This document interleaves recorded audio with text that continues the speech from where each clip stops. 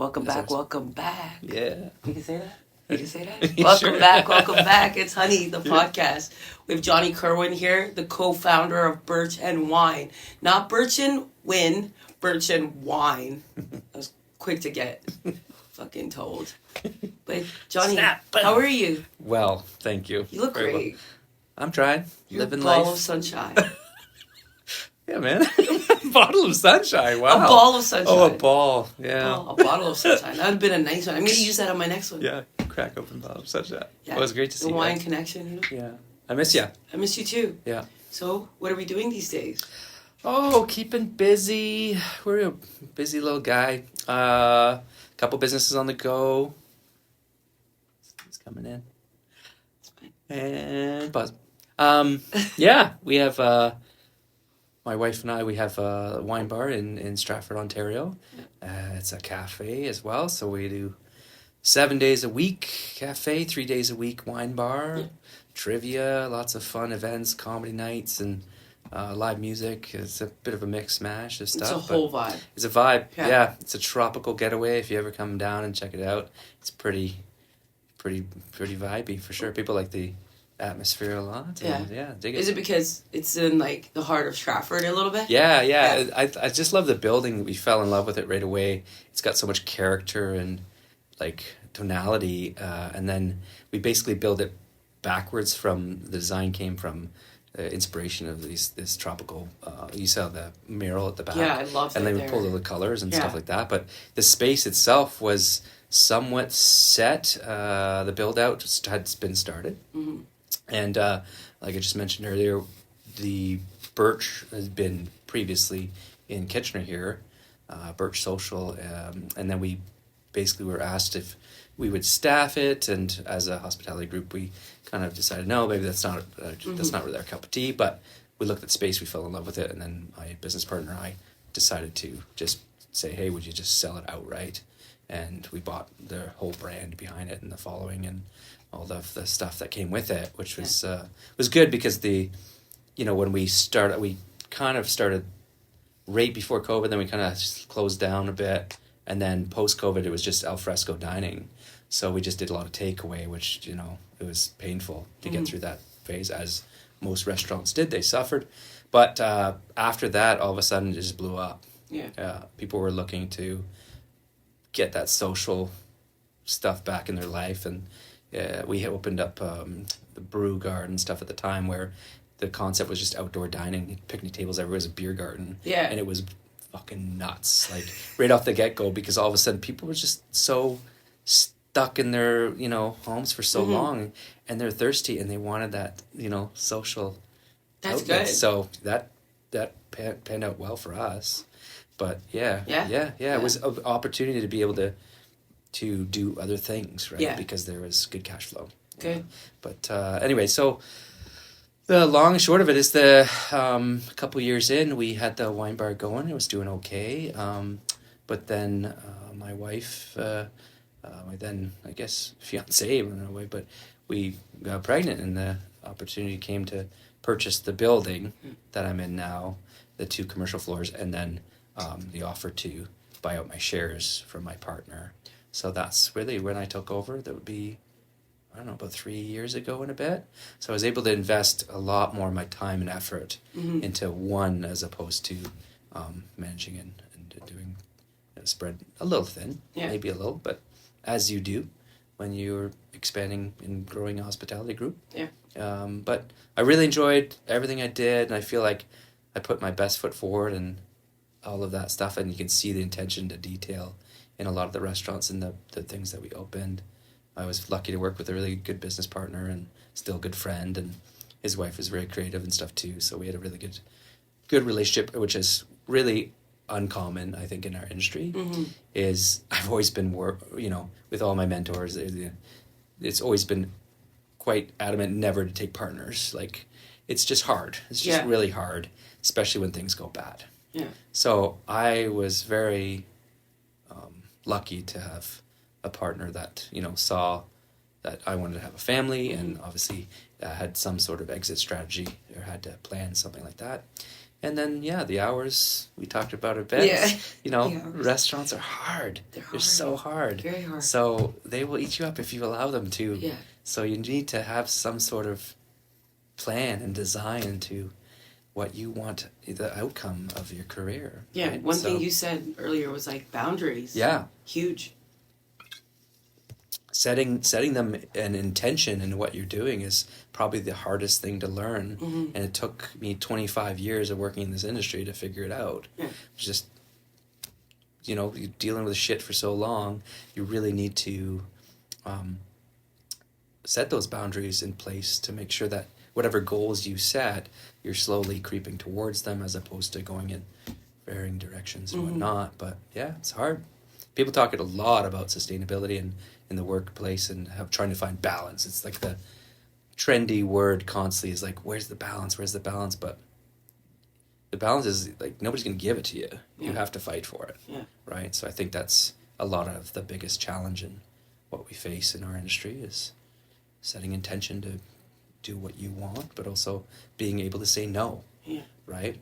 We're in hospitality is a yes world. Yeah. We want to cater to everybody's whim, and we want to prove ourselves and the value that we have, and constantly push ourselves to evolve and all of the things. But at the end of the day, you want to be just, seeing your family and doing all the normal things that, normal folks seem to have. But yeah, all those cool things. Yeah. I think for me, how do I find the balance is like, I don't really talk about it. Yeah. And I just like, I feel like if I talk about it, then I'm forced to do it. Okay. And so I find ways to incorporate it in my day or my life. Yeah. So it just feels so natural. Yeah. Yeah. Yeah. It has to feel natural. Yeah. If you're so overwhelmed and overworked to the point where like you feel like you don't have enough hours in the day to complete your tasks, that's a struggle. That's a downward spiral right there, because everything else your priorities will slip. Yeah. Right? So you have to... And you won't like what you do anymore. No. Yeah. And as soon as that comes into crushing your passion and the creativity starts to drop off because you're so overwhelmed with other things, oh man, that hurts. Yeah. It's painful, especially for chefs. Did you always know like you wanted to be in this industry? So funny enough, my background is in like sound engineering, and I was a musician beginning of my life. And I thought I was very young. Probably even in high school, I knew what I wanted right away, as opposed to a lot of my peers, which was interesting, because I didn't have to think about what I wanted to do. I knew what I wanted to do, and that was that. And I thought that was the end game. Like, I wanted to be on writing big music, and I'm thinking all these royalties and all sex, drugs, rock and roll, and all that stuff. But the reality was I found myself in a basement editing post-production for a good chunk of time, to the point where I was like, okay, I'm like a little gremlin and I'm not really social. But so here's the kicker, was that to supplement I was buying microphones, all this equipment and stuff like that. To supplement, I started working at bars, right? Oh. So I started bartending and working as a cook. My first job was at KFC, still, literally when I was like 14. My favorite job of all time. Yeah. Like, I was working with all my friends. Fast food is awesome if you know what you want. It was a wicked good job because it got me dirty and greasy, and like work ethic, all that came into play. But at the end of the day, you feel fulfilled because you hustled. It was fast, and so that kind of got me in the world of food, say. And then in university and college, I worked in kitchens, random pubs, anything and everything in London. And then I got into bartending from that and started making, decent tips, and was able to really pay my way through school because of that. And then after school, post graduating, I did college, then university. Then I just wanted to do my own thing, audio recording. I did tons of wicked albums, and I was having a lot of fun, but I was supplementing still, working bar in the nighttime. And then eventually I got into fine dining, which is where it started to really kick in overdrive. Yeah. And then I let everything else fall away because I loved it. Yeah. I loved it. I fell in love, not just with the hospitality as a whole, but the service industry. So, and then I work in kitchens again, and you start working in more fine dining places, and there's this guy that comes in a nice suit, and he's serving wine. I'm like, I want that fucking job. Yeah. Like, That guy's that's dapper. cool. He looks good, and it looks fun, and he's just the social butterfly of the room, these maitre d's, and you're like, man, could I do that maybe? And then started reading more and more about wine, and it just, as you do when you're young, you just get obsessed with something, and then the education part comes into flow, and yeah, it's kind of just started like that. Just took off. Bartending, and yeah, that's it. So you went from like trying to be this musician Yeah. and using bartending to pay for it. Yeah, And because then, it was like- good money back then. And It then was. the combination started making sense. Yeah. I'm so grateful you stayed because I met you pretty early in my career, and it was Yeah. like, it was cool seeing you like Yeah. do your thing, you know? I think I kind of met you when I took a step back a bit Yeah. too, because I had just gone through. I got married quite young and a divorce, and I wanted to slow things down. Right down. So I just took one of the first jobs that came available at the time was the Cambridge Mill, because I wanted to move out of London, say, and I just wanted a fresh start, right? And then, it was called Landmark Group at the time. Yeah. Previous to Pearl Hospitality. It was a really good job. I liked a lot. They moved me around a bit too, so I was able to work at Spencer's and start up a couple different bread bar in Guelph. I was able to manage there, and It's not called that anymore. No, I know You it's. can't use that name Oh yeah, anymore. sorry. Shush. Yeah, I still like the name though. It's Yeah, no, you're it's not bad. allowed. It's not allowed. We don't encourage that name. Yeah, no. Love all the Bardos. Yeah. I just loved what Jeff was doing at the time, and it was really unique in our marketplace too. Like when they opened up the butchery programs, and they were really Pearl was kind of the name in the game at the time of, one, they had good financial backing, so they were doing really bigger projects, which unless you're in Toronto, you don't really get to be part of, right? So they're opening and pushing, and there's lots of potential for growth within internal. So as an employee, there's lots of opportunity. So, like, what you learned here, and you've applied it here to your businesses, or is that? Again, like I had mentioned earlier, there was, through your career, you meet a bunch of people that just inspire you, and you set your goal to be like them. Right? Yeah. I've never had, like a mentor that was like, I want to be that guy. Like, I want that guy's job or whatever. But I always had people that I didn't want to be like too. So there was always this kind of, you meet people and you're like, you learn certain skills, and you hold on to those, kind of how you talk to people, how you lead a team, all of these things. But usually you learn what not to do first, I find. And then you read more and more, and you understand how to communicate better with your team and how to get the most potential out of them. Can be some of the challenges that you face when you get into management and leadership roles. But again, I've never had like a set mentor. It's just, there was people, Matthew, do you remember Matthew Opferkutch? I don't know if he's involved anywhere, but really nice guy. And he's just, you see certain people and you read about certain people too, like Danny Meyer and all these people. Yeah. Like you idolize them a bit, but you also understand why people want to work for them. There's a reason, right?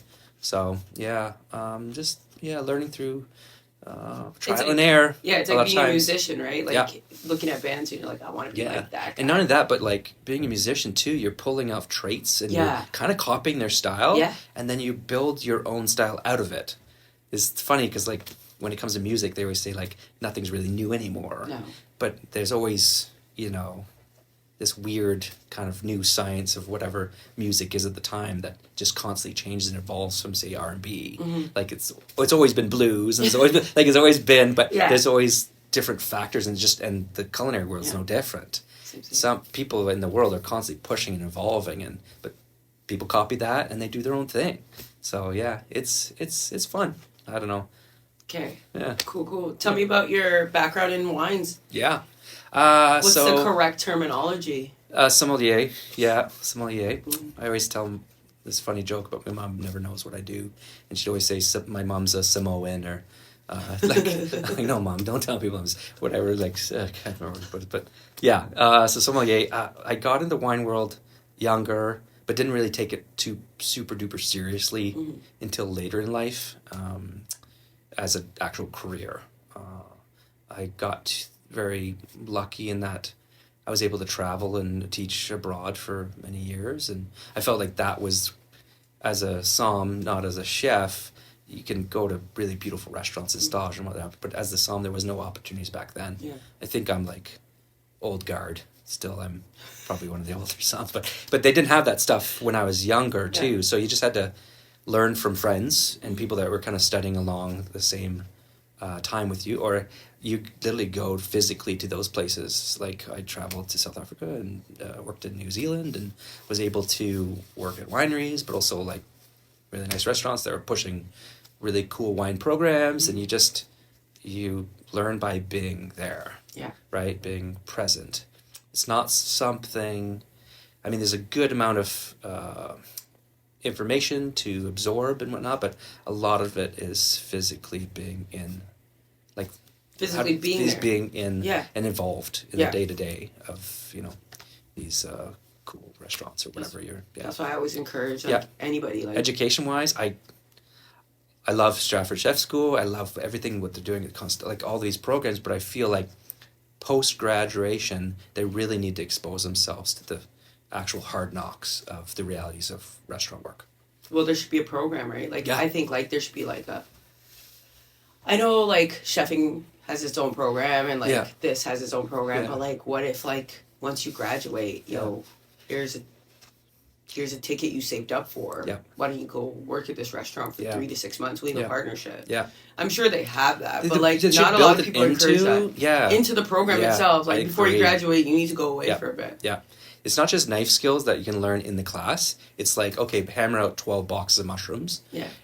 Like for 6 hours, whatever it is. Practical like stuff. The practical side is, I think, the hardest too. And I think sometimes the illusions of grandeur when it comes to people starting off young in our industry, it's, I'll open up a restaurant, I'll be famous, I'll be less just like, no. It's I like to see you do that. Good luck with that. I think the intention sometimes is maybe in our education systems isn't there to promote that kind of organic growth into,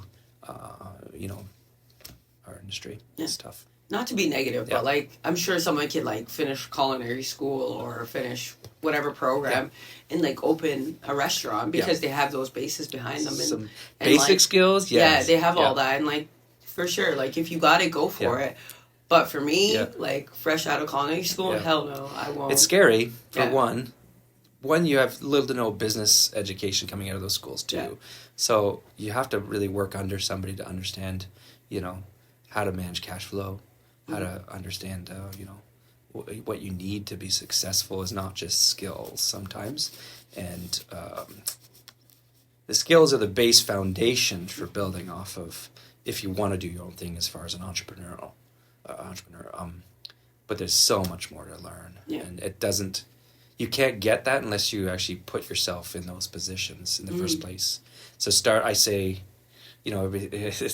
everybody's like thinks it's so fun to have their own restaurant and whatnot, but I always recommend if you have no spirits, don't do it. Like the margins are so fucking tight that you won't make any money.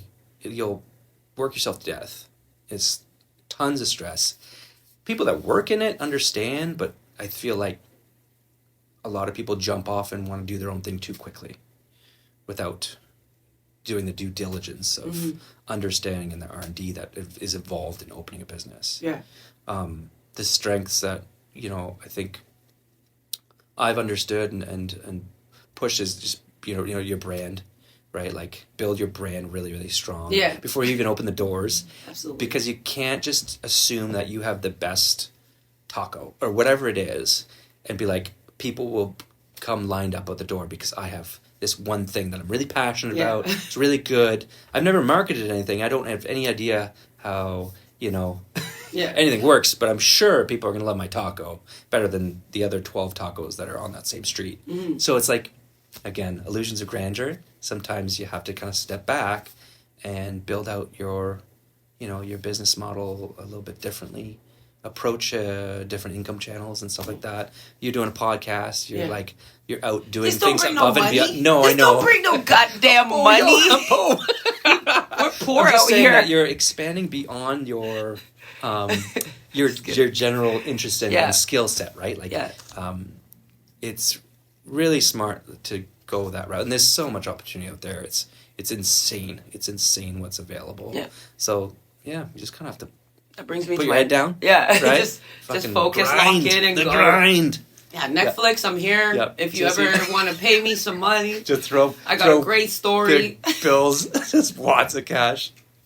You know. Yeah, good. I'm sure. Me and my guy in the back. Yeah. I'm sure we can use some the buns. We'll hook you up.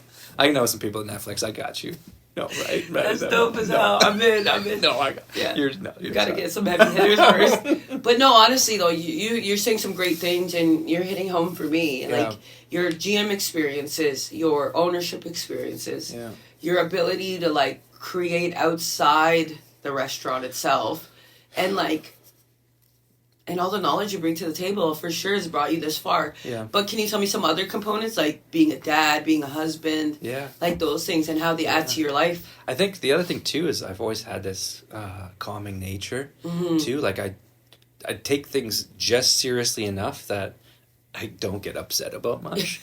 Like cool as a cucumber, I used to call him a Buddha on the floor because I would bring all the staff. Like when I'm on the floor, things would just move consistently more. People felt more relaxed. The staff, not just the patrons and guests, but having a little bit of that in you too in the hospitality world really helps too, because it's just a really stressful environment.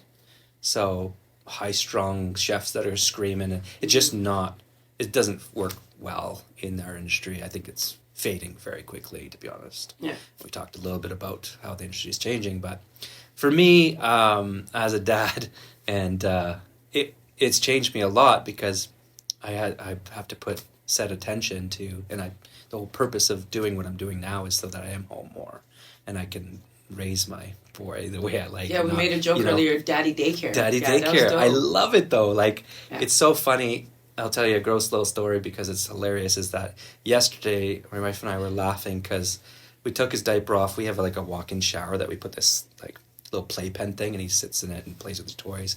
As soon as he took off his diaper, he just took a huge fucking shit, like right in the. And then I'm in the other room. Carly's laughing. He just squatted down, pissed, and then took a shit, and then stepped in and started screaming, crying because there's this shit in his on his feet. This is my life now. This is parenthood. Right? This is parenthood. At its finest. It's literally out of like a comedy movie where it's just like, he's got shit on his foot, and we're laughing, but also like screaming at the same time, and he's screaming, and it's like, I swear to God, dude, it's like nothing I could ever envision 10 years ago. But I absolutely love it. But your background kind of helps you stay calm. And I try to, but it's really hard. It's hard when when those stress levels punch in like that, it's a very unique thing to sit back and be like, this is my life now.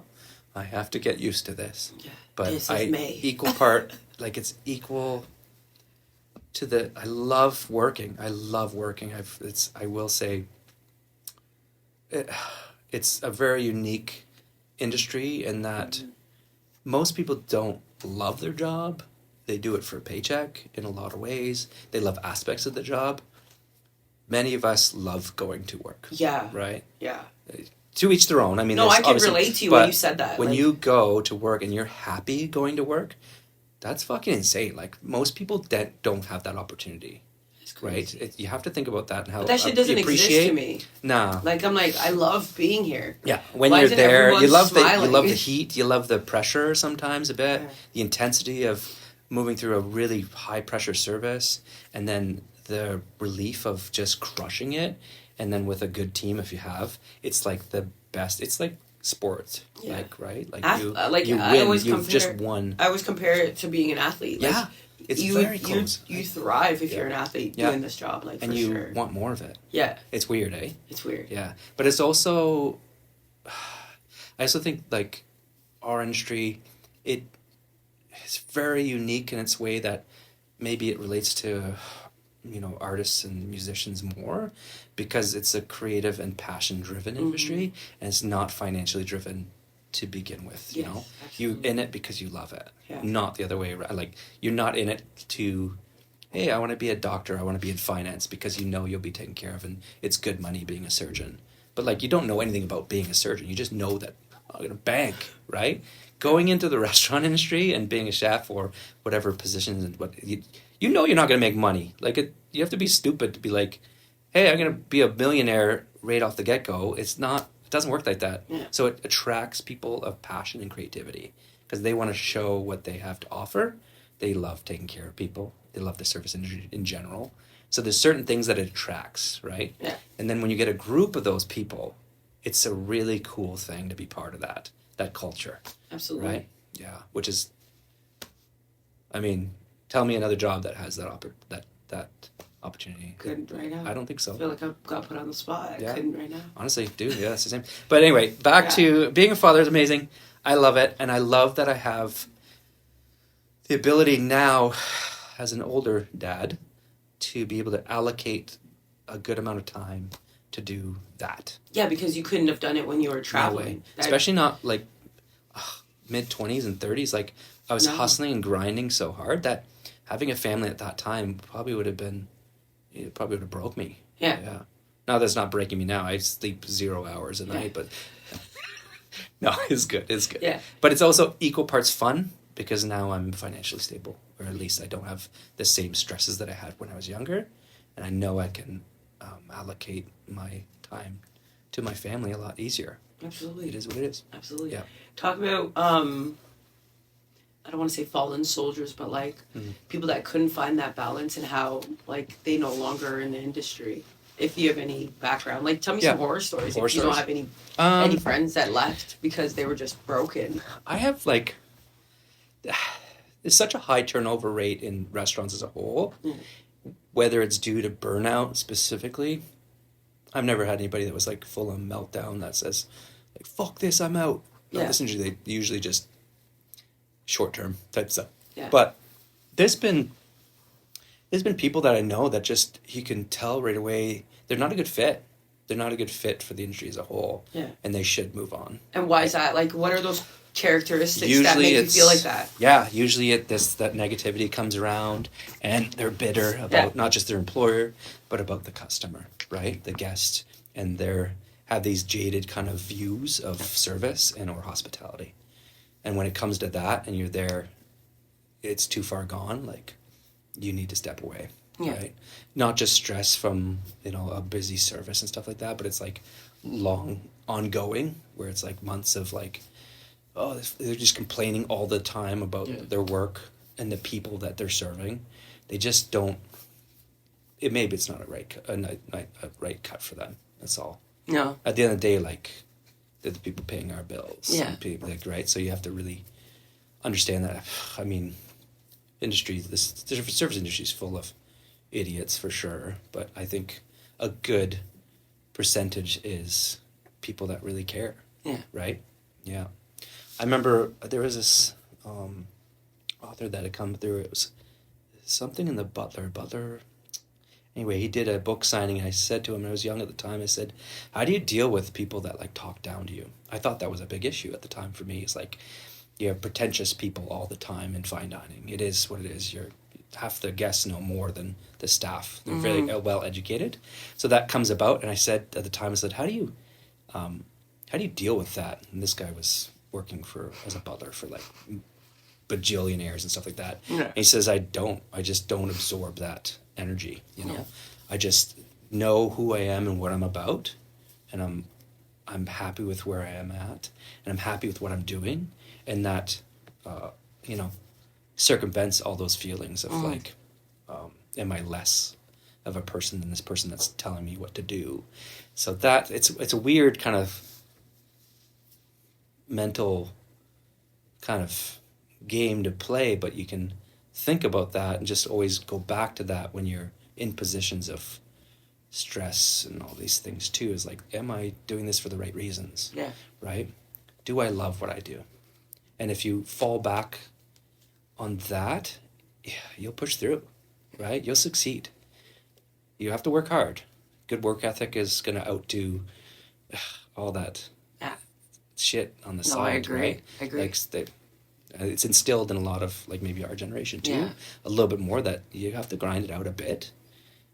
But if you're too soft and it's soft skin, and sometimes you do have to have a little bit thicker skin. But at the end of the day, if you're comfortable with who you are and what you're at and what you're trying to accomplish, and you're generally loving what you do, that stuff's no sweat. Can I give you a weird example? Yes, please. Yesterday, so I'm like, I went to go check in on the table. I'm Yeah. like, feeling myself, looking fresh, feeling good, apron good, yeah. tweezers on, markers tucked in, pen in, dialed in. Yeah. Just like, hello, how are you? Like, just checking in. I get like waved down from this young man. Server's right beside me, you know, because she brought me out to talk to the guests. Yeah. Wanted to say thank you and whatnot. Yeah. It's like, thank you for having us. Like, what an honor to cook for you. Yeah. What an honor to make an experience like Yeah. this, that you had to get me out of the kitchen. Yeah. And I love that shit. Like, I eat that shit up. Eating away. It feels so good. I got flagged down, and I thought something was wrong. I Yeah. was like, I went over. I was like, hey, hello, sir. How are you today? He's like, can you grab me a coffee? Yeah. I was like, absolutely. Yeah, right away. I'm here. I'm You gotta guest swallow that. obsessed. Yeah. But if I was anybody else, I would have, I know. you know what I mean? Like, what would that that's the reaction thing. look like? Yeah. So that's the thing, is when I start to see people go in the opposite direction of like, one, they're maybe slightly oversensitive about how they're talked to and whatnot, and they feel maybe they're better than or whatever. But egos, check that shit at the door. Yeah. Like, especially, I hate to say it, but in the chef world too, there's a little bit of that celebrity type thing where you just think you're better than you are. That's hard. You see that I think that's a failure right off the get-go for And what helps a team member that's not willing to work with them, and they feel like they're, but egos, man, they get in the way. It's not really much opportunity for growth there either, because you're not willing to learn with your team. And what helps you remove that ego? Is it because your spiritual practices? Yeah. Do you feel comfortable talking about that? Yeah. All right. I mean, I haven't really done too much of that in a long time, but I feel like just understanding your place too and what you're doing, and again, it goes back to being happy with who you are. At the base foundation of what you're trying to achieve in life. Yeah. What makes you happy and what doesn't, and just whatever doesn't, cut that shit out. Like, remove it. Yeah. But somebody like that, like he just barking orders, it's nothing to do with you personally as a person, right? It's I love like that chaos. And then right away you're just like, absolutely. And it almost, the whole killing with kindness thing, right? Yeah. It makes you feel more evolved. Like, it makes you feel better that you can conquer anything with that type of, in those types of scenarios. Guest retention and all that stuff that comes into play, and how you can turn around conversations. I love that shit. Do you? Oh my God. Yeah. When it give me an example. An example. Just like, when you can win over somebody with a little bit of charm, and obviously like a little bit of humor goes a long way, and you turn that experience completely upside down. Say, I've always said this too, and is that at the end of the day, we are just serving food. I'm sorry your steak was medium rare when it was supposed to be medium, but nobody's gonna die. I'm gonna go home and I might think about it and stew over why you didn't get, and I forgot something to ring through and I fucked up, whatever. But nobody's dying today. Nobody died. Ain't nobody died. So you have to kind of check yourself a little bit sometimes and be like, and kind of laugh it off a bit, but also how to make their, make them feel good about that feedback too, right? So you can't just fluff it off. No. So that's one of the bad thing too, is like, they really didn't engage with my negative feedback or whatever, how they say it was a miscooked steak. Did you actually really truly apologize it, or did you just run the fucking spec book that's in the value system guidebook of, say, your hospitality group? Yeah. Nobody wants a fucking robot. Nobody likes robotic service. Yeah. And when you have empathy, and your true empathy as in service, people relate and they calm down. Yeah. You crack a joke, you make some personal kind of connections. that's, I think, where really good servers and management really shine, is that they can take a really awful experience and flip it completely. Like, even if it was just a good experience, you can take and make it great, but if it was awful, something really bad happened, fucking fire alarms went off, but you can take whatever you have, tools available to you, and the empowerment that the staff would have to convert that into an amazing experience. That's when you secure long-term guests, right? They'll be back forever. You won them over personally because the attention was there, that you cared enough to, relate in some way. It's really weird, but when you do it right, it feels amazing. Right? Yeah, but when you do it wrong, the guest feels like you hate them. I think there's something happened to me 2 days ago. I can't even tell you. Okay, yeah, you're embarrassed? No, I didn't. But you feel it as a guest, I was too, the like guest. at a restaurant. I was the guest. See, that's the first time. I was the guest at a lounge, and I was just like, I don't know, maybe. And it was like an upscale space. Oh, really? Like, I thought it was like, yo. Yeah, it was nice. I'm like, I saved up all month for this. Oh, yeah. It was good. It was good. It's worse because we're in the industry. Yeah. And we see, But I try to pretend like I don't know nothing. Yeah. Like, I go in with a clean slate. Yeah. I'm like, I'm just experiencing it for the first time. I want to feel it. And if it wasn't until my That's good that you didn't set your expectations really high because of your experience, too. Never. Which is hard because I'm a pretentious asshole when it comes to wine and coffee now. Yeah, you are? Because, man. in the way, like, if I have shit coffee, I'm not happy. But that just comes with time of, education and, like, experiencing good coffee and what it's about. And when you don't, you're like, oh, disappointing. Yeah, I think but it was. What do? You can't turn that shit off. No. Yeah. I do turn it off. Right? Like, do I you? just want you're lucky. I just turn it right off, and I'm like, you know what? I'm just gonna enjoy it for what it is and make this experience with friends and family, whoever I'm with. Yeah. But the environment is most. I left there feeling like the server hated me. Oh, really? Because I was like, this is a little ice cold. But I didn't say it like that because I asked my partner. Yeah. I'm like, so I don't sound like an asshole. Can you help me put it in a dialogue where I'm like comfortable and a cool guy? Yeah. And she was like, just say it's a little lukewarm. Yeah. And I said it like that, and it was like cutesy, Okay. I was giving my cutesy look. Cutesy face. And then side eye. And then she was like, really bitch, like that, like really bitch. Wow. And like, I was like, I can keep my food. Yeah. But this needs to be. Can you give me a different side of this, and then I could just like move it over. I said, don't even rush, take your time. I was trying to accommodate to her. I was weird. Well, the hard part is in the reality of business is that if you didn't say something and didn't ever come back to that restaurant, that's how businesses go under really quickly, right? They're not asking the questions needed, and they're not following through with could be a simple fix, but then they've just lost you. Yeah, stop being unkind. What the hell? But that's the thing, is like you were nice about it too, which is like it's such a softy about it. Thing, but and then another one happened to me. It's scary for business owners. Yeah. Because if that information isn't passed from, and it's again part of training and making sure that your staff feels that empowerment to be able to, the fear isn't there to talk to you about whatever little issues come up like that, but it needs to be taken care of in that moment. Yeah. But the fear of ownership is that the communication isn't coming upwards too, and then you start losing customers. You're like, why is nobody? And my food's good. Yeah. And my atmosphere's good. And my QSA, like quality service atmosphere. Absolutely. If those are all check marks, and you're still something's up. Sometimes it's like you're not getting having a bad day. Yeah, you're just not getting the information that you need. I wanted to get the song right there. Cause you had a bad day. Just chime it in, just breaks in. Hey, post production, get that going. But yeah, then like I told you, So honestly, would you go back though? Like now with that feeling? Honestly, I will go back. I probably wouldn't sit in that section. Yeah. Cause like wherever that server is. Like, I take a peek, like maybe she was just having a bad day and like.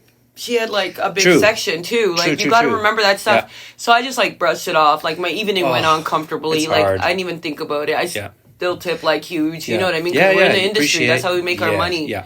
So you still appreciate it. I think I think one scenario that happened to me that actually made me feel like I needed to leave the space was one of them. It was like a Miss Dimension, and I got to drinks with some friends and we're just vibing and like. I guess when I came back, I was like, yo, you guys order my coffee? They're like, oh, they don't make that shit here. Okay. Because I'm sober, so Yeah. I don't drink Okay, alcohol. yeah. But Yeah, I'd rather a good mocktail. But they didn't have a good. I Nothing. don't like any of the Yeah, mocktails. yeah. So I just wanted a couple like Joe, like Yep. where Something simple. espresso, Yeah. Americano, whatever, anything. And I respect it's a bar. Yeah. And they were just like, This is my bar, by the way. No, just No, kidding. never. Imagine you were telling me this Are whole you time, kidding? like, by the way. No. Like server every time I shit. come there, I am comfortable. Yeah. And when I come in, I sit in that little corner seating with the lounge, 2-seater yeah. with the small table. That's Yeah. my spot. Yeah, Like yeah, I've yeah, never yeah. sit anywhere Yeah. else. If I can get the way back, then perfect. I'll do that. Tucked away. But no, not about Anyway, yours. yeah, yeah. It was just like the way it was communicated, it was snappy, it was off-putting. And then like it's not that I wanted to leave. My friends were uncomfortable. They're like, I don't think I want this energy tonight. Yeah. So like, That's sad. like we say, watch your energy, man. Yep. People are watching. People It's are hard. Like listening. you have to like always put yourself in others' shoes a little bit. Yeah. Maybe that person just had the worst, and their dad just died or something, and they're having That's to work what I because mean. their kid's sick or what. Like, you don't know. You don't know. So you have to be, open to or maybe they're just a fucking asshole. You don't know that either. Like that could be every day. No, she was giving a fucking asshole. Yeah. She was giving fucking. Every time I've had a bad experience, she If it's the gives that same fucking as bad- consistent, then you're Yeah. like, oh yeah, that person needs to It's quit like their this and shit. toxic relationship. Why do I Yeah. keep going Why back? do I keep going back? Exactly. No, I've never had any like super duper blowouts or any horrible experiences to the point where like I won't go back. But let me ask you this: like, if the food's really, really fucking good, like on point, I'll go the back. service is shit, I'll go back. atmosphere is shit, I'll go back. I can guarantee you that people will go there. I'm going back. So there is just something to say about a unique, the culinary side being its own thing. If you had the best, whatever, fried chicken or whatever. That reminds me, actually. Pancakes, Shout out to Hamdi's restaurant. Yeah. Shitty fucking service, but the food's delicious. Well, My mom's friends own that. Yeah, So it's yeah, cool, so you it's can cool. say. Yeah. The food, outstanding. Yeah. But attitude. Yeah, but I don't know. Some places I don't understand how, but they're so good. But I think there is a short trend on that too. Mm-hmm. Like it won't. There's no sense of luxury or legacy. Yeah. You make a really fucking good butter tart or something like that. You can only lean into it for so long. Yeah. Right? Especially since it's staff related too. That one person, that one baker makes that really. If they leave, you're fucked. Yeah.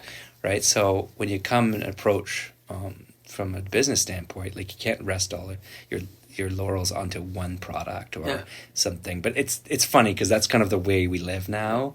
Is the Instagram all of a sudden you're really popular because of the one cool thing you did. Yeah. But from my experience, there's not longevity in that. No. Right? You make your money and you get out maybe. Man, Right? But some places stick around though because of that. Like you see the mom and pop places that have been doing good numbers their whole life.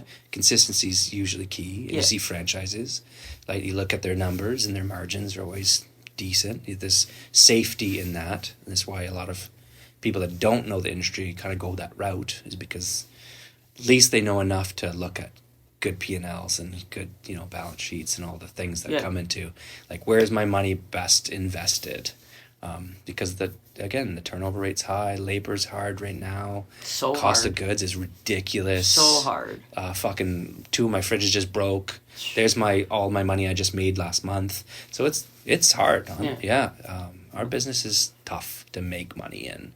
It's you have to be open to suggestion too, which again comes back to, is your ego getting in the way? Yeah. Right? If somebody says, hey, you guys should maybe try this, don't be like, yeah, that doesn't fit our vibe, or it's not on brand for us, or whatever.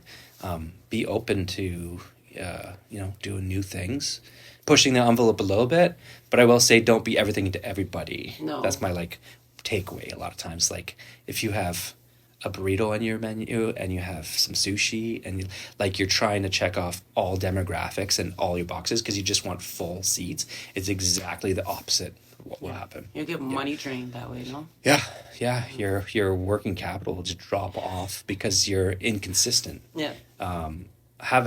We face this big challenge in Stratford of all places because we're very tourist heavy. So we see a ton of people come through for a period of time and then massive lulls. And businesses fail because of that pretty quickly, because they don't have the foresight to be able to say, I gotta fire all my staff, and I have to rehire. The cost in training and everything that's involved, the ebbs and flows are so drastic that it's really hard. So you need to be able to float that for a couple months in high tourist zones, right? A place like Cambridge Mill is consistent. Consistency is key. And then also having separate income streams. Yeah, of course. You have banquets, you have catering. In our case, we have wholesale coffee. Yeah. We roast. We do tons of retail. And then we have the coffee aspect plus a wine like a library, like a bottle shop. So it's like there's multiple areas where you can build out from the original idea, say.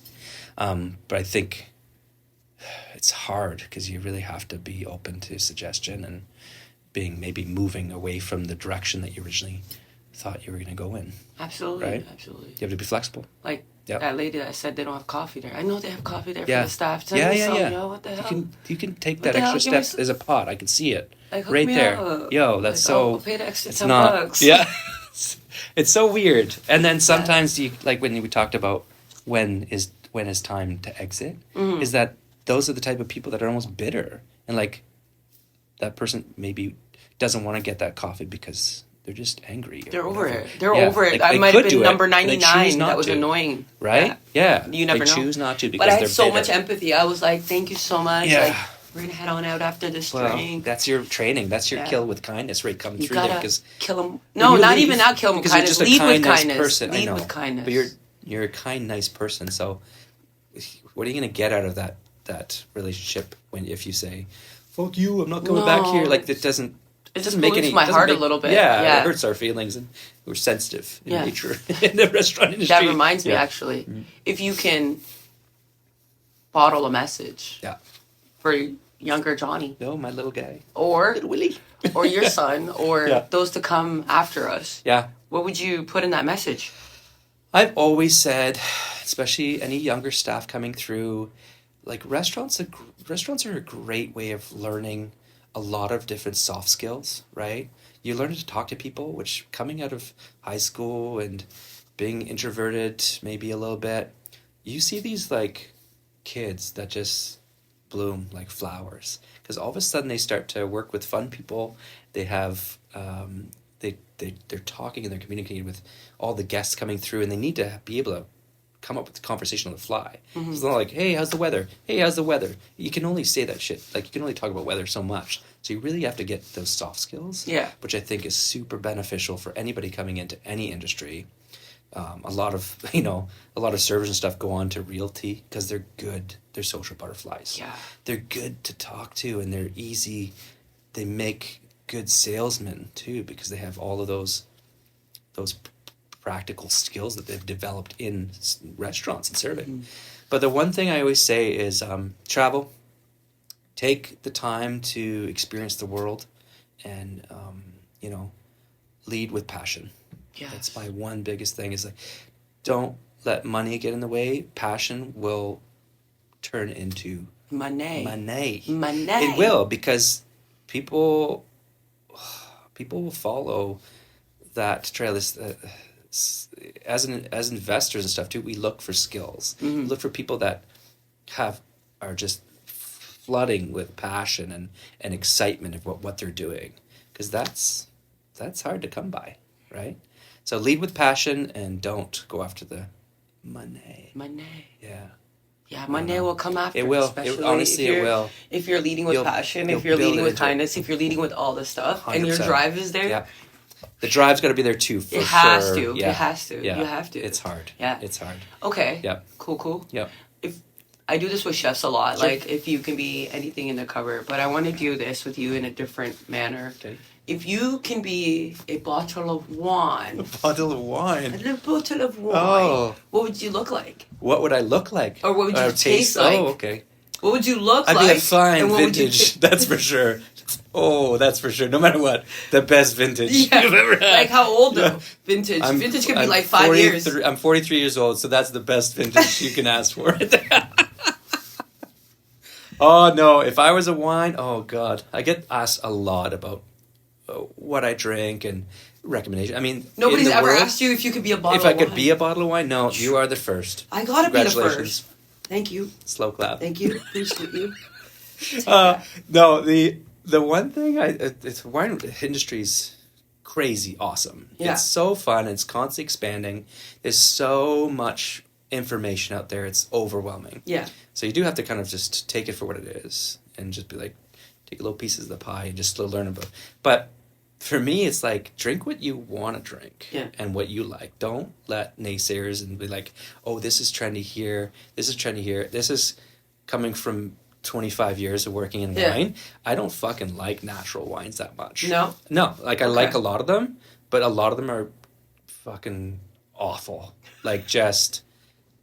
That was rampant, actually, in New Zealand. New Zealand was like nothing but natural wines, and they were well ahead of the trend from North America. But I would taste them like, this is kombucha. Like, this is... you know, I don't like kombucha in general. I don't like vinegary, volatile acidity in my wines. I feel like they're improperly made. They're trying to mimic something that happened a long time ago with, you know, Georgian-style wines. And orange is a big trend right now, too, which they're cool. Skin contact, all that fun stuff.